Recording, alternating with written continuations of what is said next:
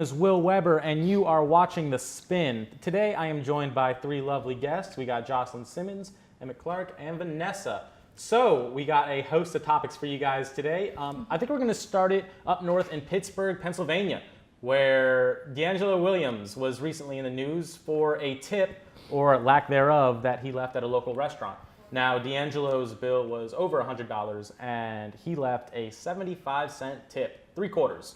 So, no matter how bad the service, do you guys think this is ever an acceptable practice, especially by a multi-million-dollar athlete? Let's start with you, Emmett. I think, yeah. I mean, if you're going to do that and the fact that you have that much money and you could definitely spare a tip, I think that just shows you how bad the service was. And it's really sending a message to that server. And she ended up getting fired. So, I mean, he got his message across for sure. Yeah, she put the tip on social media. She put it on Facebook and it kind of exploded. What about you guys? Do you think there's ever a situation where this is okay? No, I don't think that's okay. If you are leaving a tip, you should leave a tip. 75 cents to a bill that's over $100, that's unacceptable. He's making enough money. He should be giving a decent amount of tip. And even if the service was bad, you need to tip the waiters. That's how they make their living. He's making his living one way, she's making hers another way. That's just unacceptable. I disagree. I think if you're a crappy waiter or waitress and you're giving poor service, you don't deserve a tip. You're guaranteed the $5 whatever an hour. And, you need to, a part of the job description is being a serviceable person, being a person that can work in the service industry. And, I work in customer service, so I know how that is, and you have to be like that. And if you're going to be a bad waitress or waiter, you don't deserve a tip. No, you don't need no Definitely tip. not. Yeah. I mean, he should blast him though, 'cause now all we know he can't tip that well. But I have had times, I'm not gonna lie, I have not tipped people 'cause they sucked. I'm like, oh, my tip go down, I still have $5, and you give me 20 minutes, you have 4, 3, 2, act crazy you wanna, no tip, and I'm gone. I've done that. I'm not gonna lie, I've done it. So what are some of the things that would make you guys refuse to tip, or not even refuse to tip, but make the tip price go down? Is it the time of food, or would it be their personality to you? Usually, I mean, time of food can definitely be a restaurant issue, not a server issue, and you don't want to, punish the server for something that they can't even fix themselves. So I think if it's a personality thing, if they're not even checking up on you, if I don't get my water filled at all and it's empty and I'm waiting for water and I don't get it filled, then I'll usually bump down the tip. It usually takes a lot for me not to tip though. I'll usually throw something in there. Does the amount of money that the person makes, does that determine how much they should tip? So because he's a multimillionaire, should he be expected to tip a certain amount no matter what? Or do you not take that into consideration? No, she sucked. I'm not gonna give her no $4 because she gave me a water. No, you need to come to my table every once in a while, find my food, then I'll give you some money. That's how it works. Maybe I'm just too nice of a person, but I will always tip. I'll always give the 10%. But I don't know, to go back to your question, I guess it'd have to be the way they treat me would be a reason for me to decrease the tip amount. I don't think it's necessarily how if they fill my water or anything, because I kind of chalk that to a restaurant or if that person's busy. But if they're just flat out rude to me or just treat me in a manner that I don't like, that's when I decrease the tip. But I still tip. Yeah, and I saw D'Angelo Williams, he got called out over social media and he took a lot of heat for it. So I think the fact that he's famous like that, it really came back to bit him, even if he did have a valid excuse for why the tip was as low as it was. Yeah. Well, So changing topics now. Our favorite power couple, Brangelina, once again are in the news. This time they're not adopting a kid. They are not traversing the world. They are splitting up. Guys, Brangelina has been a thing since we were in elementary school. Did this hit home for you when it happened? I did not care. A part of me rejoiced in it actually because I was so rooting for Brad and Jennifer Aniston. So when I found out that they were divorcing, a part of me was I knew it. I knew she wasn't right for him. But I don't really follow celebrities like that in their relationships because I feel like it doesn't really matter to me. Do you follow Kim and Kanye? No. You don't follow any power couples, Drake and Rihanna? No, I really don't. I don't care. So let's rank them, okay? No. You got Kim and Kanye, Drake and Rihanna, and then you got Brangelina, all time. Obviously, Brangelina was the original power couple. But 1 through 3, which ones do you guys look up to? I use that loosely the most. Jocelyn. None of the above. Can we put President Obama and First Lady? I don't see them as power. Yeah. Thank you. I don't see them as the power couples. They're just they're famous and they're a couple. I don't think they're power I think couple. Help me out here. Kim and Kanye are pretty entertaining. I like watching them. Brad and Angelina, they're not too relevant anymore, so I don't really care. I like Brad Pitt. He's kind of a badass. You know, his movies are good, but I don't really care besides that. I do watch Kim and Kanye, though. They're entertaining as fuck. So Kim and Kanye, Brangelina, Drake and Rihanna? Is that the consensus order?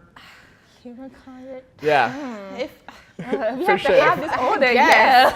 yeah. like, I guess. I'm like, I don't like all these couples. I don't like. I like Drake music. Yeah. Rihanna fashion style is okay. Angelina, I don't even Her like fashion is that. okay? I'm with that. Alright. Angelina, like, when the last movie she been in? Can anybody think of the I last don't movie? know. It's her lips. Her lips bother me. I can't That watch Disney movie. The That was thing with Disney the, movie. the Oh, Maleficent. Yeah. Exactly. Look, I want you Yeah. to think of that.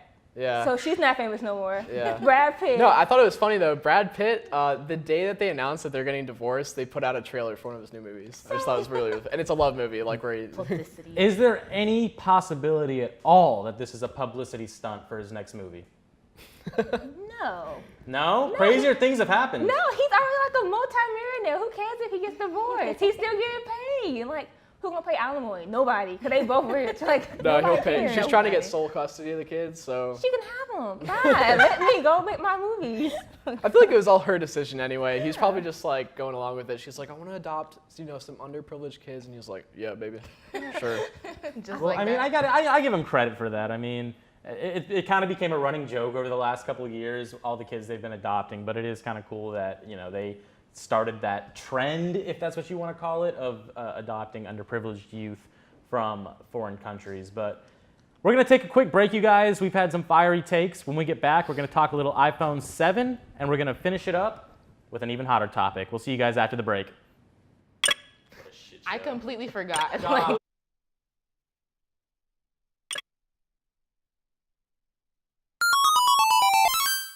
You're watching Spinnaker Television. Attention students! Spinnaker is proud to announce the launch of its new streaming service. Now, no matter where you are on campus, you can watch any Spinnaker movie with just the click of a button for free. So whether you're alone in your dorm, studying in the library, or hanging out with some friends, you will always have some of the best box office hits ready to watch. You can access this streaming site by going to movies.spinnakertv.com and clicking on the movie you would like to watch. So make some popcorn, pull up a chair, and enjoy your movie with Spinnaker Television.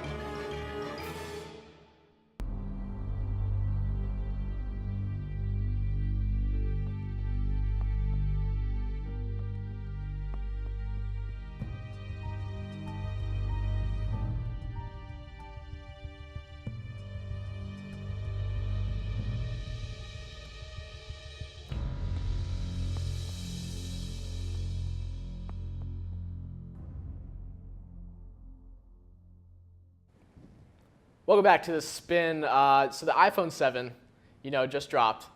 Brand new technological thing that came out, So it's a new phone. It doesn't have a headphone jack. That's probably the biggest concern with the new iPhone right now. But other than that, it's like a crazy phone, like really good specs. What do you guys think? I'm an avid Android user, so I don't know. I don't really know what to think about it. I do like the iPhone camera, so I guess that seems pretty good. But Have you ever I can't- owned an iPhone? No, never. Okay. Okay. Just trying to get my 2 cents in there. The Sounds iPhone, great. the iPhone is a great piece of technology, obviously. It is changed the way that we communicate with people. However, I feel like it's turned into a money grab. You talk about the headphone jack that they don't have. You look at this guy, the iPhone 6 Plus. They make it bigger so they can sell us bigger cases. I feel like every new piece of technology they make, it's so that we'll buy the accessories. It's so that we'll buy everything that goes with it. And I feel like the iPhone, while it's wonderful, it's great. I have owned every iPhone from 4 to 6. I feel like it's increasingly giving itself up to capitalism and exploiting us for money. And, I still love the device, but I would like for them to keep some of the features the same year to year so I don't have to go and restock every 12 months. I mean, I got the iPhone SE, so it's old classic design. I think that's probably the best iPhone they've made so far, and I'm going to stick with it. It's kind of, if you look at it compared to like computers, computers were kind of the same. They're really, really bad for a while, and then the Mac came out, and then some better PCs came out.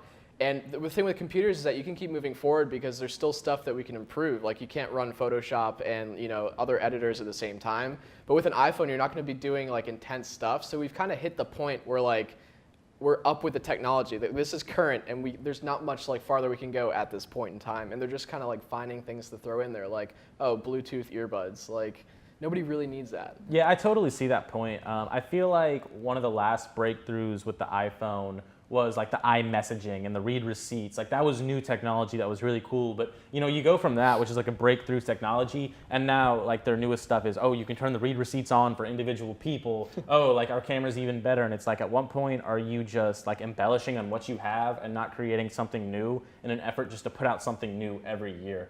So it makes you wonder what the next breakthrough is going to be, because it's going to happen. We never stagnate like for long. So it makes you wonder what the next big thing is going to be. It's too many phones, though. I feel like they come out so much. But it's like I got the 6 Plus or S last year, and now they have the 7. So like I never can catch up with the new phone. So I feel like by the time you get the new phone, another one's already coming out.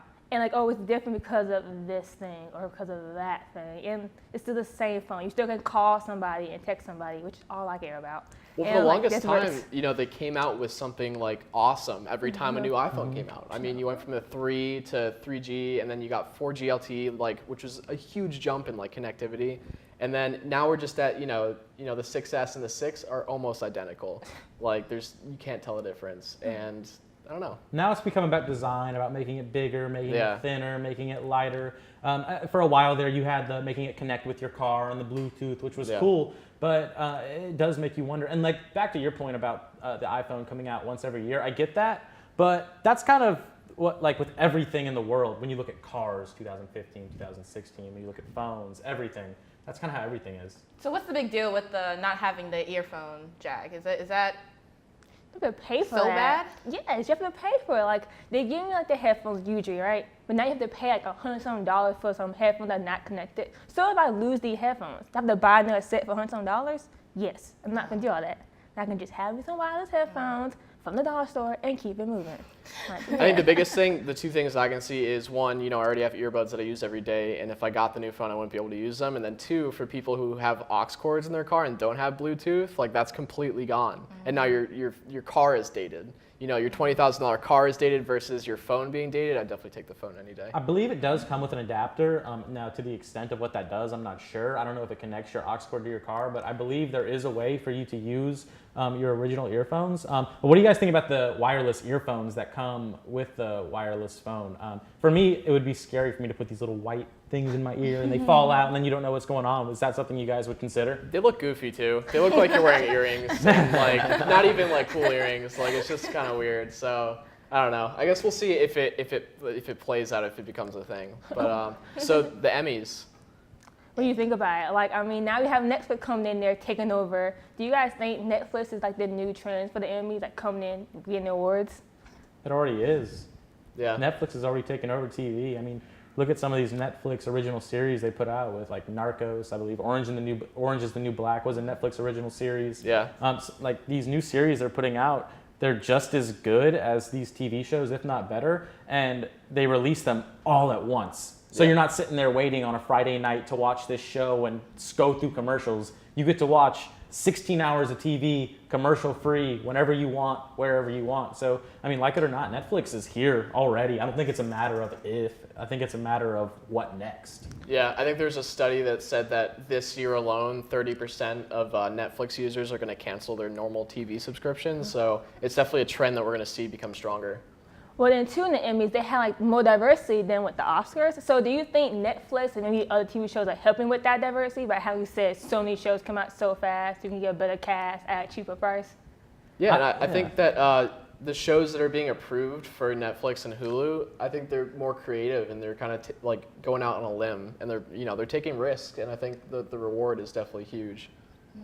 It's outside of Netflix too. I mean, the whole the push for inclusion in Hollywood is more than just through Netflix. I mean, you saw it with the Oscars, where it was like the Oscars are all white, and there was a push to get more diversity in the Oscars and get people appreciated for their work. You see it with the Grammys. I think it was 2 years ago when Nick Young's girlfriend, what's her name? Oh, Izzy. Izzy Azalea.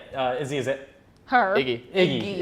Where Iggy won best album or best song in the rap category, and it was kind of like, She can't what's rap. going on here? So I mean, you see the push for inclusion, you see the push for diversity, and I think Netflix is just another part of it. But on a side note, how many of you guys have cable still? Nope.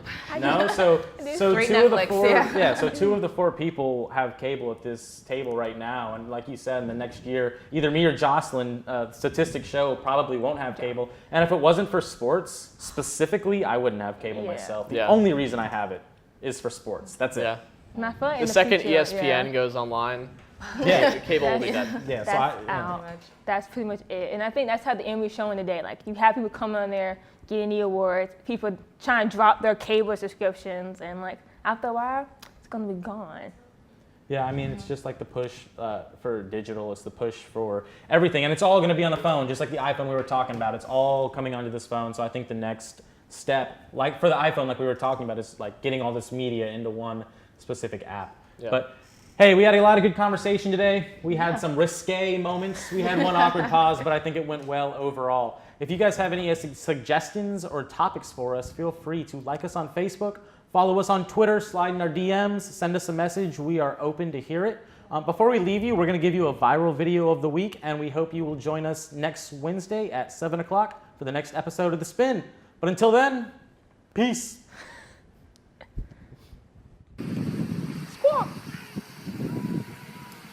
Squawkity, squawkity, squawkity! Can you